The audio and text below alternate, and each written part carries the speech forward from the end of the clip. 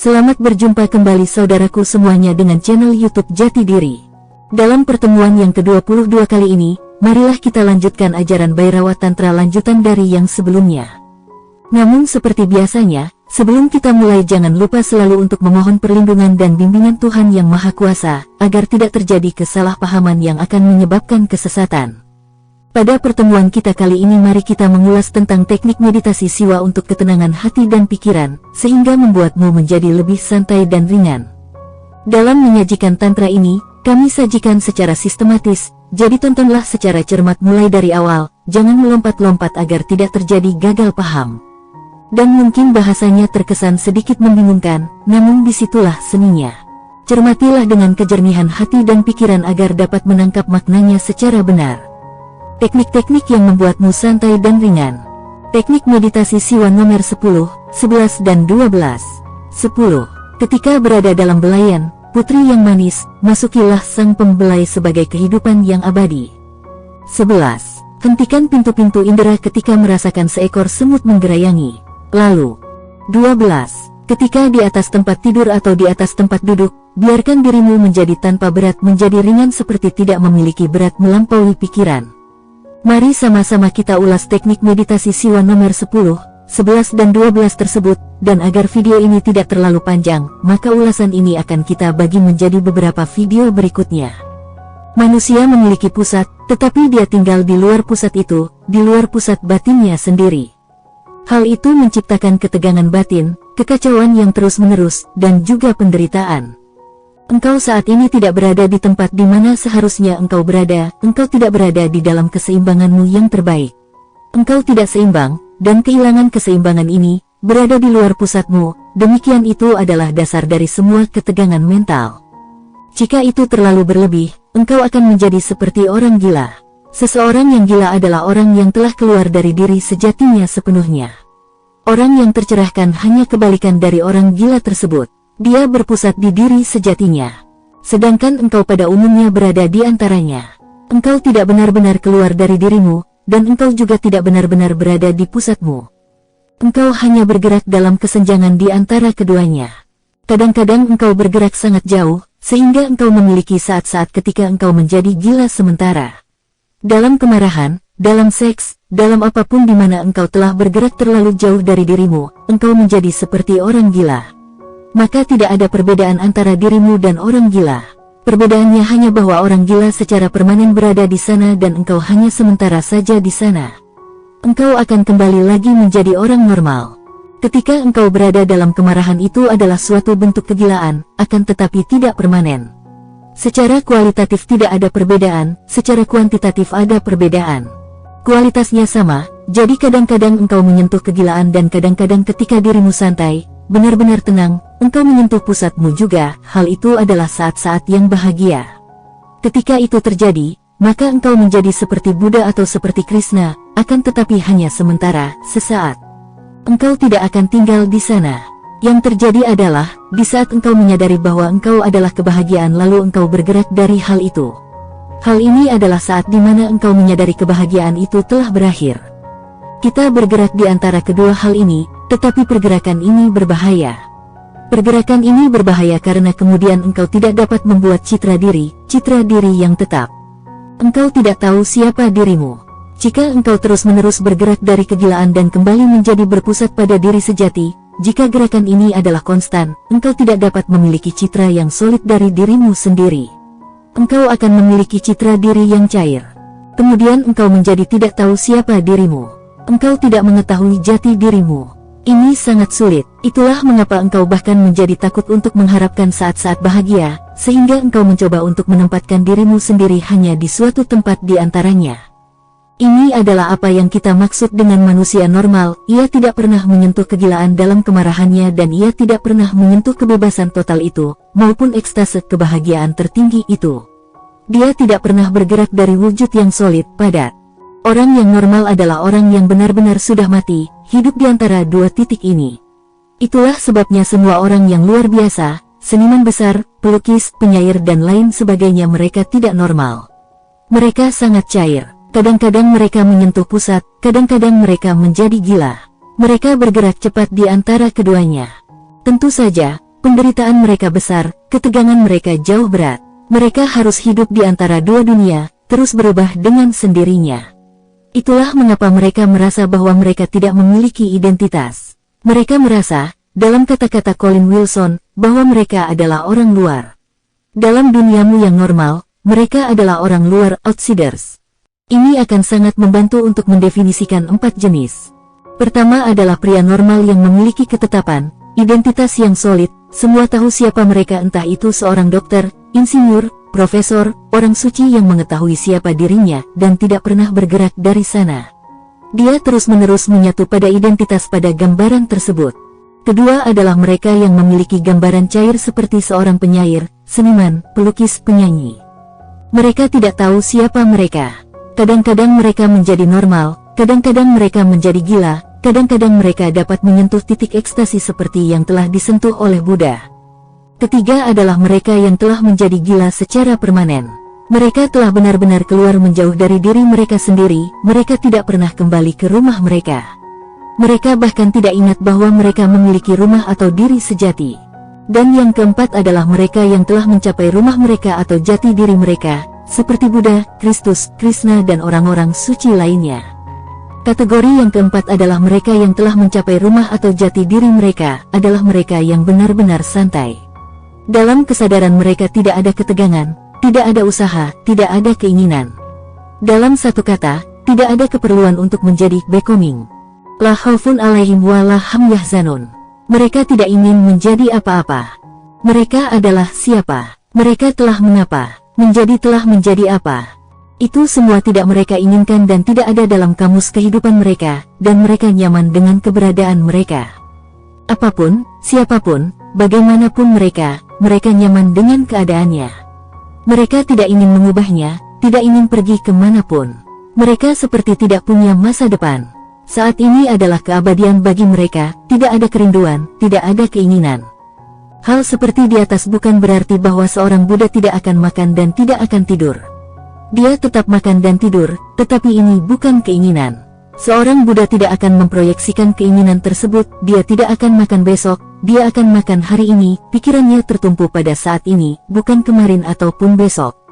Ingat ini, engkau selalu makan di hari esok, engkau selalu makan di masa depan, engkau makan di masa lalu atau kemarin.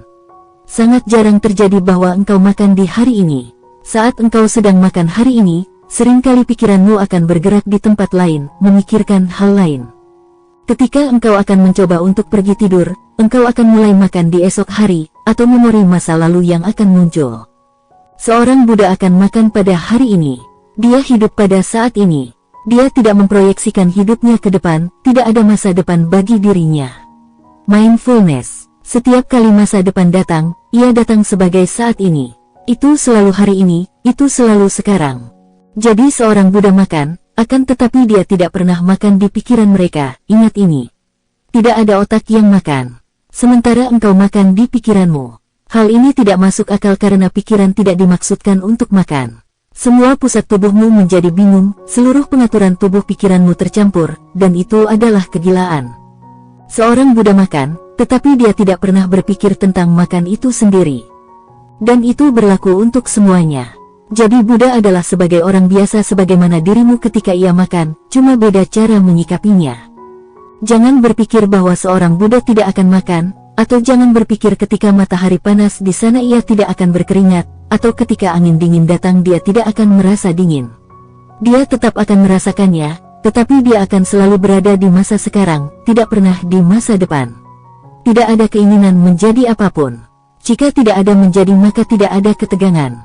Coba engkau pahami hal ini dengan sangat jelas. Jika tidak ada keinginan untuk menjadi apapun, bagaimana bisa ada ketegangan? Adanya ketegangan berarti engkau ingin menjadi sesuatu yang lain yang bukan dirimu. Engkau adalah si A, dan engkau ingin menjadi si B, engkau miskin dan engkau ingin menjadi orang kaya, engkau jelek dan engkau ingin menjadi orang yang cantik, atau engkau bodoh dan engkau ingin menjadi orang bijak pandai. Apapun keinginan itu, apapun bentuknya selalu seperti ini, si A ingin menjadi si B. Siapapun engkau tidak akan pernah puas dengan hal itu. Untuk kepuasan sesuatu yang lain yang dibutuhkan, itu adalah struktur konstan pikiran yang menginginkan. Ketika engkau mendapatkannya, pikiran akan mengatakan lagi bahwa ini tidak cukup, sesuatu yang lain yang dibutuhkan. Pikiran selalu bergerak terus, apapun yang engkau dapatkan menjadi seperti sia-sia. Saat engkau mendapatkannya, itu menjadi tidak berguna, begitulah keinginan. Buddha telah menyebutnya trisna, ini adalah menjadi. Engkau berpindah dari satu kehidupan ke kehidupan lain, dari satu dunia satu ke dunia lain, dan hal seperti ini berlangsung terus-menerus. Hal ini tidak akan ada habisnya. Tidak ada akhirnya untuk hal itu, tidak ada akhir untuk keinginan, untuk menginginkan. Tetapi jika tidak ada keinginan menjadi apapun, jika engkau benar-benar mau menerima apapun atau siapapun dirimu, baik itu jelek atau cantik, bijaksana atau bodoh, kaya atau miskin, bagaimanapun keadaan dirimu, jika engkau menerimanya dalam totalitasnya, keinginan ingin menjadi apa atau siapa itu akan berhenti. Maka tidak akan ada ketegangan, maka ketegangan tidak dapat eksis. Maka tidak ada penderitaan, engkau menjadi tenang, engkau tidak khawatir. Pikiran tidak menjadi apapun maupun siapapun, itu adalah pikiran yang berpusat pada diri sejati. Pada kutub yang berlawanan adalah orang sudah gila. Dia tidak memiliki keadaan yang tetap, ia hanya ingin menjadi sesuatu yang lain dari dirinya. Dia telah melupakan siapa dirinya sesungguhnya. Si A telah melupakan dirinya sepenuhnya dan ia mencoba untuk menjadi si B. Dia tidak lagi tahu siapa dirinya yang sejati, ia hanya tahu tujuan keinginannya. Dia tidak hidup di sini dan sekarang, dia hidup di tempat lain. Itulah sebabnya dia terlihat gila bagi kita, gila karena engkau hidup di dunia ini dan dia tinggal di dalam dunia mimpi-mimpinya. Dia bukan bagian dari duniamu, ia hidup di tempat lain. Dia telah benar-benar lupa realitas di sini dan sekarang. Dan dengan dirinya sendiri ia telah melupakan dunia di sekelilingnya yang nyata. Dia tinggal di sebuah dunia yang tidak nyata untuknya, itulah satu-satunya realitas. Seorang Buddha hidup di saat ini di dalam diri, dan orang yang gila adalah justru sebaliknya, orang gila tidak pernah tinggal di sini dan sekarang di dalam diri, akan tetapi selalu dalam kebutuhan menjadi sesuatu di cakrawala mimpinya. Ini adalah dua kutub yang berlawanan. Jadi ingatlah, orang gila tidak bertentangan dengan dirimu, tetapi ia bertentangan dengan Buddha. Dan seorang Buddha tidak bertentangan dengan dirimu, ia bertentangan dengan orang gila, sedangkan engkau umumnya berada di antaranya. Engkau memiliki keduanya, bercampur, engkau memiliki kegilaan, namun engkau memiliki saat-saat pencerahan, tetapi keduanya bercampur. Kadang-kadang kilasan tentang pusat terjadi secara tiba-tiba, ketika engkau sedang rileks. Ada saat-saat ketika engkau santai. Engkau sedang jatuh cinta, untuk beberapa saat, untuk satu momen, kekasihmu yang tercinta berada bersama denganmu. Ini telah menjadi keinginan yang lama, upaya yang panjang, dan pada akhirnya sang kekasih berada bersama denganmu. Untuk sesaat pikiran berhenti berfungsi. Telah ada upaya panjang untuk dapat bersama dengan sang kekasih. Pikiran telah mendambakan, dan pikiran selalu berpikir tentang sang kekasih. Sekarang sang kekasih telah berada di hadapanmu dan tiba-tiba pikiran tidak bisa berpikir, menjadi blank. Proses yang lama tidak dapat dilanjutkan. Engkau telah mengharapkan kehadiran sang kekasih, sekarang kekasihmu ada di sini, sehingga pikiran akan berhenti. Pada saat itu ketika sang kekasih ada, tidak ada keinginan. Engkau menjadi santai, tiba-tiba engkau dilemparkan kembali kepada dirimu sendiri. Kecuali kekasih dapat melemparkan dirimu kepada diri sejatimu sendiri, itu bukan cinta. Kecuali jika engkau dapat menjadi dirimu yang sejati di hadapan sang kekasih, itu bukan cinta. Kecuali pikiran benar-benar berhenti berfungsi di hadapan yang terkasih, itu juga bukan cinta. Kadang-kadang terjadi bahwa pikiran berhenti dan sesaat di mana tidak ada keinginan. Cinta adalah tanpa keinginan. Cobalah untuk memahami hal ini, engkau mungkin menginginkan cinta, akan tetapi cinta adalah tanpa keinginan. Ketika cinta sedang terjadi maka tidak ada keinginan, pikiran tenang, santai. Tidak ada lagi keinginan menjadi apa atau siapa, atau tidak ingin ke suatu tempat untuk pergi. Namun hal tersebut ini hanya terjadi selama beberapa saat saja, jika itu dapat terjadi. Jika engkau telah benar-benar mencintai seseorang, maka itu akan terjadi selama beberapa saat. Ini adalah sebuah shock. Pikiran tidak dapat bekerja karena seluruh fungsinya telah menjadi tidak berguna, tidak masuk akal. Seseorang yang selama ini engkau cintai dan rindukan kini telah berada di hadapanmu, dan pikiranmu tidak bisa memikirkan apa yang harus dilakukan sekarang, menjadi blank. Untuk beberapa saat seluruh mekanisme berhenti. Engkau menjadi santai di dalam dirimu. Engkau telah menyentuh keberadaanmu, pusatmu, dan engkau merasa berada di sumber kesejahteraanmu, well-being. Kebahagiaan mengisi dirimu, wewangian mengelilingimu. Tiba-tiba engkau menjadi bukan orang yang sama lagi. Itu sebabnya cinta dapat mentransformasikan begitu banyak sesuatu. Jika engkau sedang jatuh cinta, engkau tidak akan dapat menyembunyikannya. Jika engkau sedang jatuh cinta, itu akan terlihat dari sorot matamu, wajahmu, cara berjalanmu, cara dudukmu, semuanya akan menunjukkan hal itu, karena engkau bukan orang yang sama lagi. Pikiran yang selalu menginginkan sesuatu kini tidak ada lagi. Engkau menjadi seperti Buddha hanya untuk beberapa saat. Hal ini tidak dapat dilanjutkan lebih lama karena hanya berupa shock. Dengan segera pikiranmu akan mencoba untuk menemukan beberapa cara dan alasan untuk berpikir lagi. Misalnya, pikiran mungkin mulai berpikir bahwa engkau telah mencapai tujuanmu, engkau telah mencapai cintamu, jadi sekarang bagaimana? Apa yang akan engkau lakukan? Kemudian proyeksi dimulai kembali, argumen-argumen dimulai lagi. Engkau mulai berpikir, hari ini aku telah mencapai kekasihku, tetapi apakah besok juga akan menjadi sama juga? Pikiranmu telah mulai bekerja, dan ketika pikiranmu mulai bekerja engkau telah bergerak lagi untuk ingin menjadi apa dan siapa, ingin kemana dan di mana. Engkau tidak menjadi pusat dirimu yang sejati lagi. Saudaraku pemirsa channel YouTube Jati Diri semuanya, agar tidak terlalu panjang, teknik meditasi siwa untuk ketenangan batin dan pikiran ini akan kita lanjutkan menjadi beberapa video berikutnya. Dan mari kita akhiri sampai di sini dulu pertemuan kita kali ini, kalau Tuhan mengizinkan kita lanjutkan di lain waktu. Dalam memahami ajaran Tantra ini Anda harus hati-hati, jangan sampai terperosok ke jurang kesesatan. Jika ada pertanyaan silahkan ditulis di kolom komentar, atau bisa lewat WhatsApp ke nomor 087756422100. Dan akhirnya jika ada kesalahan dari kami dalam bentuk apapun mohon dimaafkan. Semoga Anda semua selalu berbahagia. Amin.